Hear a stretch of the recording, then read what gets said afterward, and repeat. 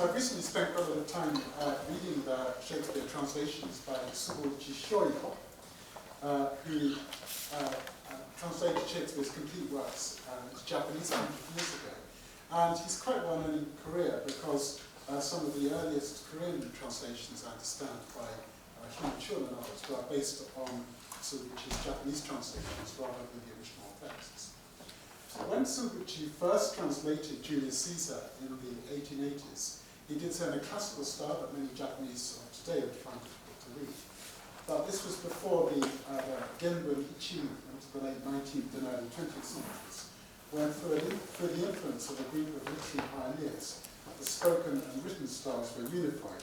So by the time Tsubuchi started to translate Shakespeare for serious in the late 1900s, most books, newspaper articles, and business and official documents had within only 20 years come to be written more or less as Japanese people spoke the language, rather than in the old classical style. For this reason, Tsubuchi's Shakespeare translations are relatively close to the Japanese of today. The Genbun-ichi movement was led initially by young writers such as Futabate Shimei and Yamada Bunno, looking for modern literary styles with which to portray the lives of Japanese people in the 1880s and 1890s as they came to grips with modernization and westernization. And it might therefore be considered as an example of what Bernard Wolff in his theory of intermediality, which I just researched a little bit, I'm not totally knowledgeable about it. But anyway, he describes it as literature's role as an element in the historical process of remediation, by which media merge or become differentiated, thus leading to the emergence of new media. In fact, Tsubuchi, he came of age a few years before Genbun-ichi, and so for that reason he's always a little bit on the periphery of the movement. But he did go along with its main ideas about language reform and literary style. And he did eventually end up adopting a style of translating Shakespeare, which he called colloquial and contemporary. Tsubuchi had little wish to translate Shakespeare into the modern Yamanote dialect of modern Tokyo, which is what became standard Japanese in the 1930s and onwards, the Hyo-jungo. But he did want his Shakespeare translations to be read by a larger section of the population than the educated elite, of which he was one. And as an offshoot of Genbun-ichi, he adopted the standard practice of inserting rubi, or furigana, to indicate the phonetic reading of single kanji, silent Japanese characters, and kanji compounds in his translations. So this is rubi, and this middle one, I'll just show this a bit more close up. So this is actually from Tsubuchi's translation of A Midsummer Night's Dream. And you can see the rubi, which are the little symbols to the right of the bigger symbols, and those simply give the reading. Okay? They give the reading. And this practice, it actually dates back to the early 16th century, to the Tokugawa era, when printing was done using woodblock prints. But after the Meiji Restoration in the late 19th century, modern Western technology was introduced from England, and using movable type. And there was apparently a font size, you can call it now, which was called ruby.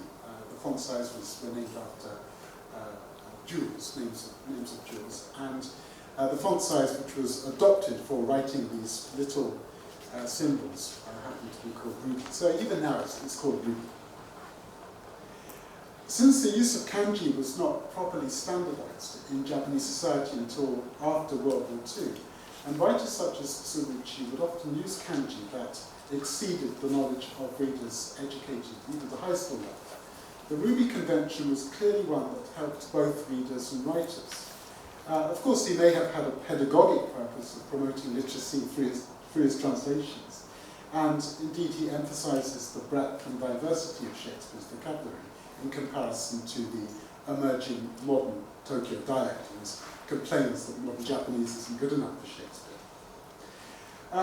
But of course his purpose is also literary. After World War II, the use of Ruby fell very quickly out of favour due to rapidly increasing rates of literacy and also the standardization of the written language. And nowadays I think most Japanese people would regard Ruby as an unwelcome distraction. It's still used a little bit actually in books, but not nearly as much as it was 100 years ago. So I'd like to give an example of the use of Ruby. This is from A Midsummer Night's Dream. Tsubuchi's usage combines the standard phonetic reading with this literary technique. For example, in the opening shots of the quarrel between Oberon and Titania in A Midsummer Night's Dream, which he translated in 1915, which goes like this. Ill met by moonlight, cried Titania, watched jealous Oberon, fair as skip hence. I have forsworn his bed and company. Tarry rush wanton, am not I thy lord, then I must be thy lady. That's a famous dialogue, which I'm sure many of you know.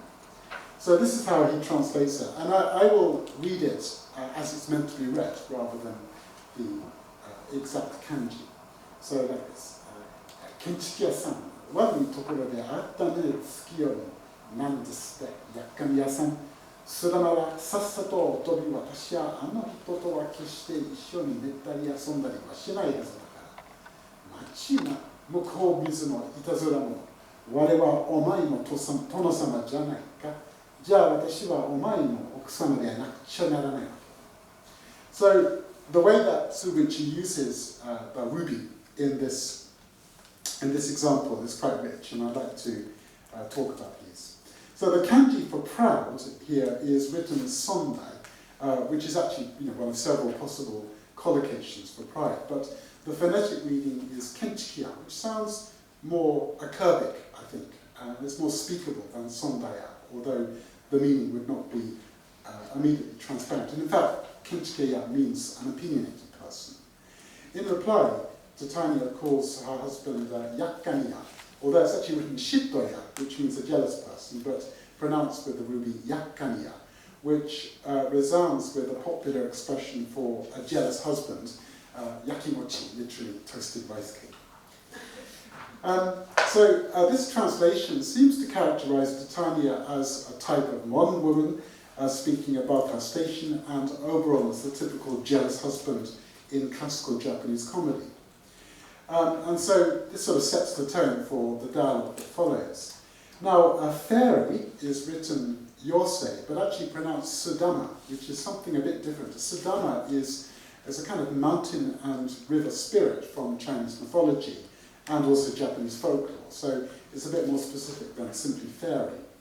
And this word sudama is both more mellifluous than yosei and more specific to its Japanese context. Likewise, Oberon's rash wanton is translated mukou no mizu no itazura mo. And mukou no mizu literally means not looking where you're going. Itazura, as itazura, it means mischief maker. But in fact, it's written here as into, which means degenerate or debauched. So this relates to what she's going to complain about her husband, about being philanderous. So in this case, Tsubuchi's usage, it combines these two meanings, mischief maker and someone who causes trouble and someone who's degenerate and debauched. So my reason for including Tsubuchi's ruby in a conference on mediality is that by visibly differentiating the two writing systems, kanji, based on Chinese, and kana, the Japanese phonetic system, Tsubuchi conveys the historical process of mediality to his readers as they are actively involved in associating sound and image, and, if you like, rewarded for recognizing discrepancies between given and expected readings when those arise. Tsubuchi's purpose is pedagogic and determined by convention, but in retrospect, his ruby can be said to look forward to some unspecified time in the future when a more integrated mode of Shakespeare translation will be possible. And in fact, that is what happens after the war, when ruby are more or less abolished and Shakespeare translation becomes more standardized. So ruby is a technique that privileges readers' subordinate status as language learners, and the translator is blessed with the opportunity not only to indicate his preferred readings of individual kanji and kanji compounds, but also broader links or patterns across the text. So I'd like now to talk a little bit more about those links with reference to his translation of King Henry IV, Part 1, published in 1919, 100 years ago. And this is one of the memorable low-life scenes in which Falstaff boasts outrageously to the young Prince Hal about being attacked and robbed on the highway earlier in the day. And Hal knows that Falstaff is exaggerating because, of course, he was one of the robbers. The mood changes towards the end of the scene when news arrives of rebellion in the north, the Hotspur, and Hal prepares for his meeting the next day before his father, the king, by role-playing the meeting with Falstaff. This scene epitomizes the tension between poetic license and historical veracity, and indeed the potential of poetic drama to speak the truth of history, which Falstaff found very interesting in Shakespeare's history plays. Like most of the Falstaff scenes, this one is written in prose rather than blank verse, and its poetic values are expressed through wordplay and a lively turn of phrase rather than meter. In post-war translators do use a kind of free-verse meter a little bit more easily, but most of Subich's translations were written in prose, although, as I say, being very poetic in their way. So we can look at the translation for some striking examples, and so this is one from Hagthorpe to. Sorry, I missed a slide. Okay. So that's just what I've been talking about with the Sondaya and Shitoya and Indo. So let's give some examples then from the Henry IV Part 1. Hal asks points right at the beginning of the scene. Ned, prithee come out of this fat room. Fat means stuffy or full of stale air. Ned do tamamu, sono aburakasai hea kara dete kite. And fat here is written shibo, but pronounced aburakasai, smelling of fat, which is kind of more speakable than shibo would be. It aligns with hea for room. In Hal's speech, which follows, the word hogshead is pronounced borda, which actually means a dried cod. So that's a kind of semantic equivalent. And it's a visual equivalent for the sound play on loggerheads, donkan, and hogsheads, ordar. But actually, bordara is actually written as donkan, which means like a dull brute. So it has these two meanings, dried cod and dull brute. And it's given an added twist with the substitution of the kanji kan meaning guy, rather than kan meaning feeling, which is what normally would be used. Where has been Hal with 3 or 4 loggerheads amongst 3 or 4 score hogsheads, or daruga, 670 border, 3匹というところにいた。Subichi was influenced at this time by a scholar called Richard G. Moulton, who wrote a series of books on Shakespeare, which were meant to expand a kind of scientific methodology as an alternative to the very popular sort of philosophical criticism of Edward Dowden, whom Subichi also admired. And Moulton writes as follows about what he calls tonal variation in Shakespeare's dramaturgy. Tones may act in harmony with each other, and they may also clash when opposite emotions meet with a shock and the same effect. In the physical body, such a clash of opposites makes hysteria. The mobile nervous energy relieves itself while laughter and tears together.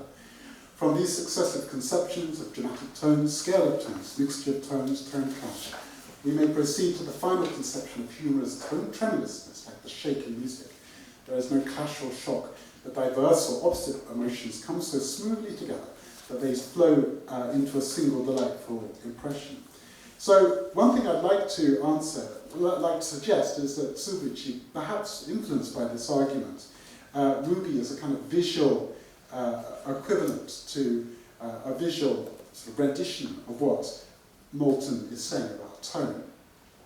So there are a few more interesting examples in the rest of this speech. For example, how he uses the word dontenkan, It's actually written ikakia for meaning a tinker, for I can drink with any tinker in his own language. And also nobetsuni, written renzoku ni, continually, in Do Thou Never Leave Calling Francis. So here, Dontenkan echoes the Donkan, which I just mentioned, dull brute, and it might also pun with Tenkan, meaning an epileptic, like full stop is drunk like an epileptic. And again, this is speakable. Mo donna Dontenkan do demo, but any tinka. Nobetsuni also suits its context. So aido no shiwa or nobetsuni, you never stop. And through the repetition of the not phoneme imitates the rhetorical emphasis made by the inverted verb in the source. So in short, the tonal value of these ruby is Howell's kind of humorous contempt for full stops, low-life companions. Okay, I'd like to skip a little bit and just skip the next paragraph and go on then. At the end of Howell's prelude, just before the entrance of Falstaff,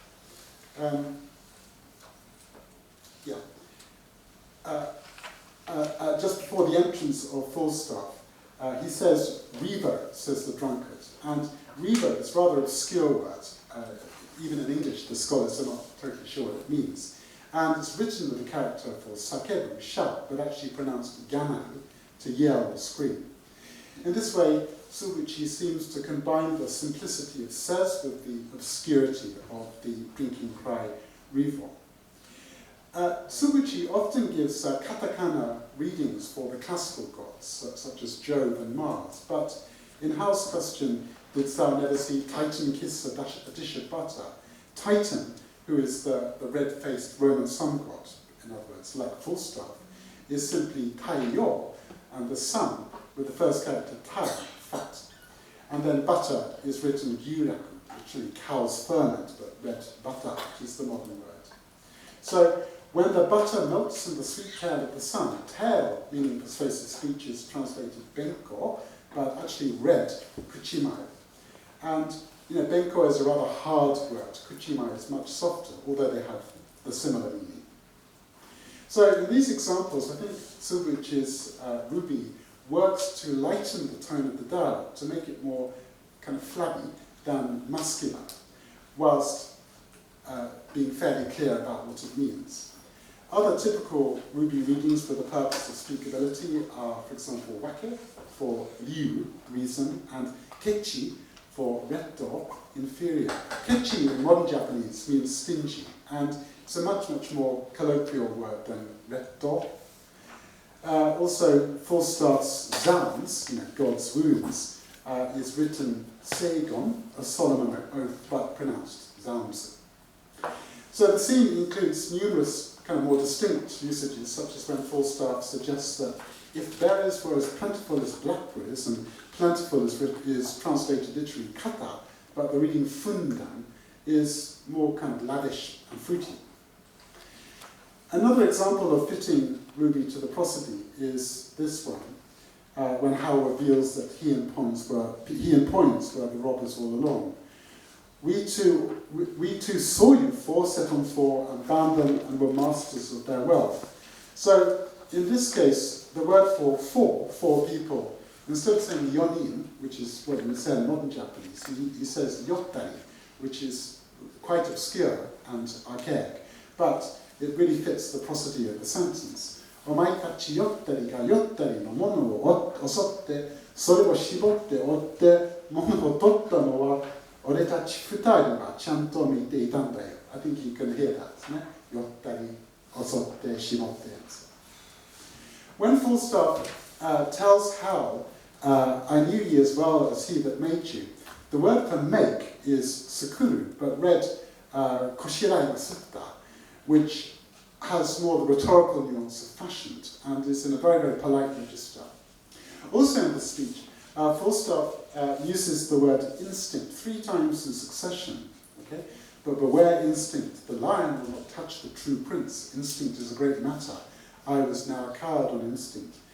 And this is how it translates it. And rather than using the Japanese word honno, well actually he writes it honno, which is the Japanese word, but the ruby pronunciation indicated is instinto, which is something slightly different. けれども、インスティンクトは恐ろしいもんだ。獅子は本当の王には歯を触れないというが、なるほど、インスティンクトは偉いもんだ。俺はそのインスティンクトのせいで臆しちまったんだ。So as I just said, what's interesting here is that it's written homo, but it's pronounced instincto. So Falstaff seems to be suggesting that the king's instinct is something a little different from ordinary, run-of-the-mill human and animal instincts. And helpfully, hono also kind of half rhymes with the word honto, which means true, in the True Prince, honto.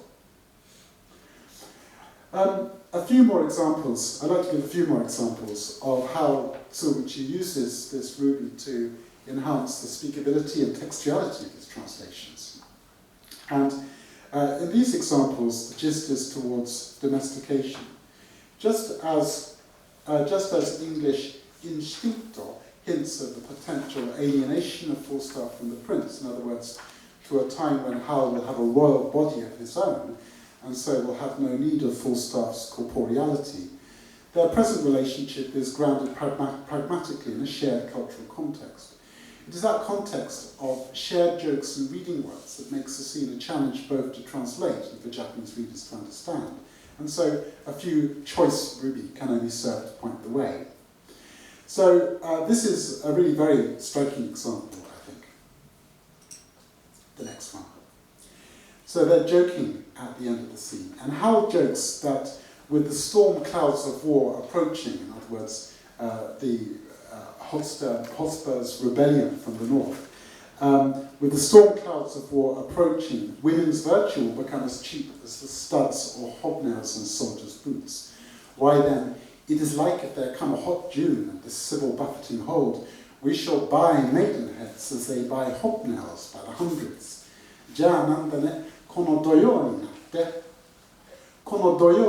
てなおこの内乱が続いているようだと靴の病を買うぐらいの散財でいくらも水揚げができるな。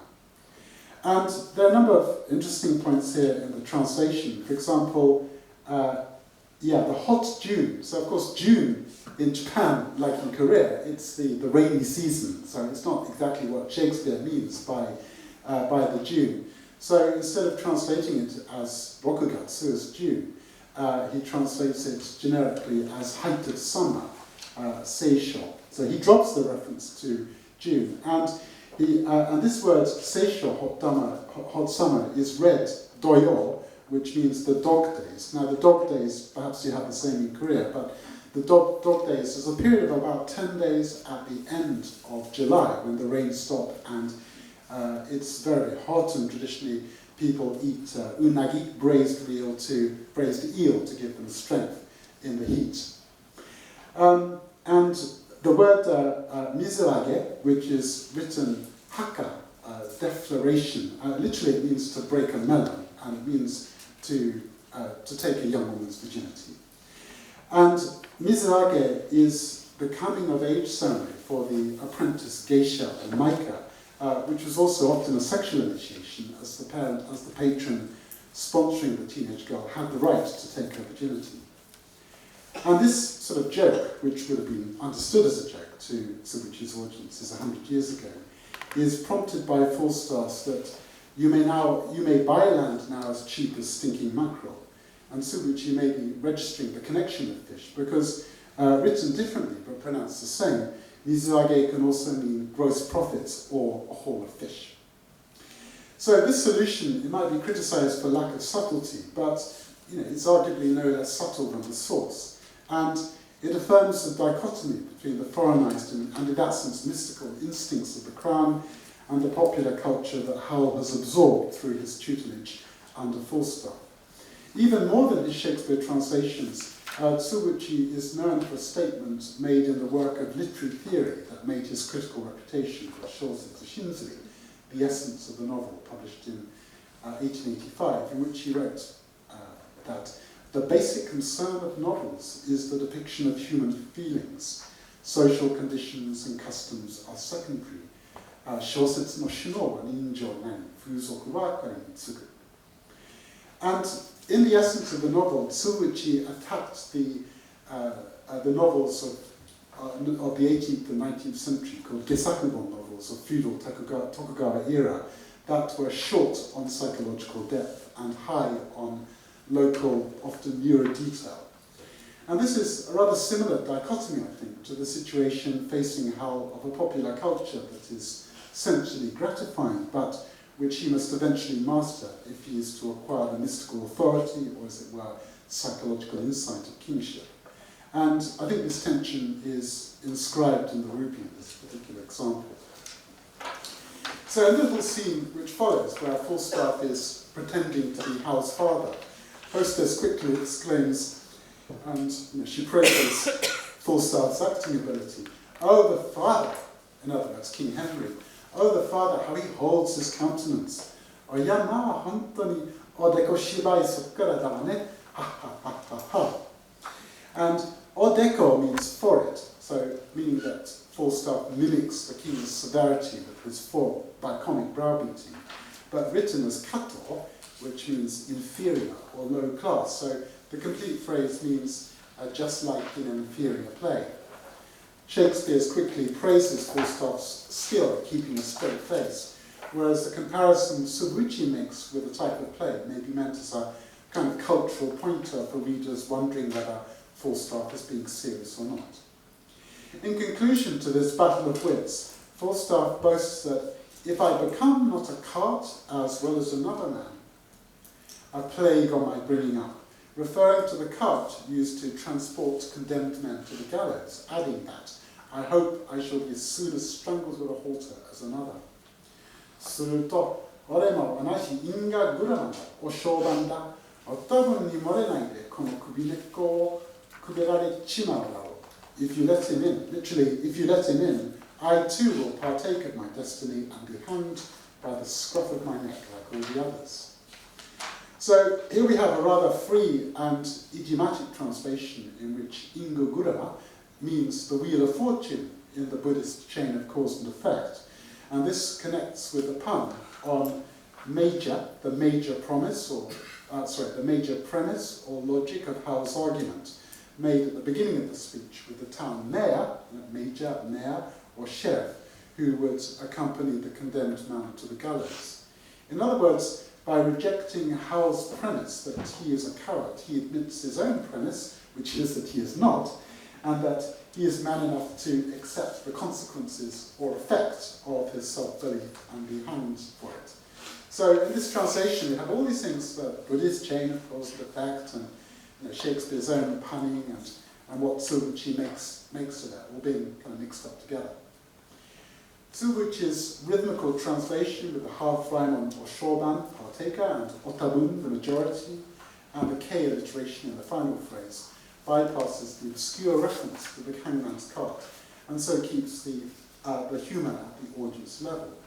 Apart from major, which is written Daiteyan, major premise, and read major, and sheriff, which is also written in kanji and read meiga, there are actually no divergences between kanji and ruby in this speech. As these examples illustrate, Tsubuchi's ruby, his use of these little symbols, exhibits a rhetoric of translation that post-war translators have manipulated by more covert means. Tsubuchi's usage is more overt, I would say. The pre-war convention of ruby comes between the elaborate woodblock technology of pre-modern Japan, in which the insertion of furigana was often as much decorative as functional. And I was really looking for an example to give you, but I just couldn't find a good, I'm almost finished. And the imported technology of modern movable type from the late 19th century, which, together with the efficiencies engineered by mass education, enable a gradual internalization of the reading process that renders Ruby redundant. And coincidentally, this is also a transition that Tsubuchi could have predicted from his own lifelong experience in the theatre, where he pioneered the development of modern Japanese drama, which supplemented the elaborate gestures of kabuki drama with the more discreet styles of Western acting. So Ruby is a printing technique, but perhaps could also argue that rhetorically it's doing something rather similar to how modern Western acting techniques were being appropriated by the Japanese theatre at the beginning of the 20th century. Thank you very much for listening.